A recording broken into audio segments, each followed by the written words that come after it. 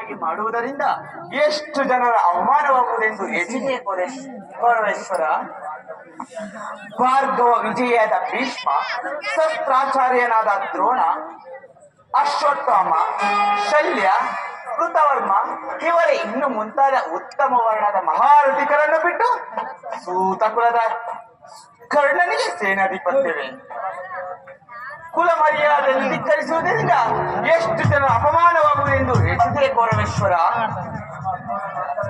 ಭೀಷ್ಮ ದ್ರೋಣರು ಅಂತರಂಗದಲ್ಲಿ ಪಾಂಡವ ಪಕ್ಷಪಾತಿಗಳು. ಇವರು ಅಸಮಾಧಾನಗೊಂಡರೆ ನಿನ್ನನ್ನು ತ್ಯಜಿಸಲು ಕೂಡ ಹಿಂಜರಿಯುವುದಿಲ್ಲ. ಅಲ್ಲದೆ ಭೀಷ್ಮನು ಪರಾಜಿತನಾಗುವವರೆಗೂ ತಾನು ಅಸ್ತ್ರಾಧಾರಣ ಮಾಡುವುದಿಲ್ಲವೆಂದು ಕರ್ಣನು ನಿಷ್ಕಾರಣವಾಗಿ ಇದೀಗ ಶಪಥ ಮಾಡಿದನು.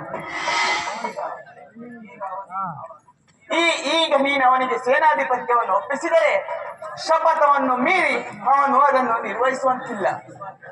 ಭೀಷ್ಮಾದಿಗಳು ಕೋಪಗೊಳ್ಳುವರು. ಆದುದರಿಂದ ನಿಧಾನವಾಗಿ ಯೋಚಿಸಿಕೊಡು ರಾಜ.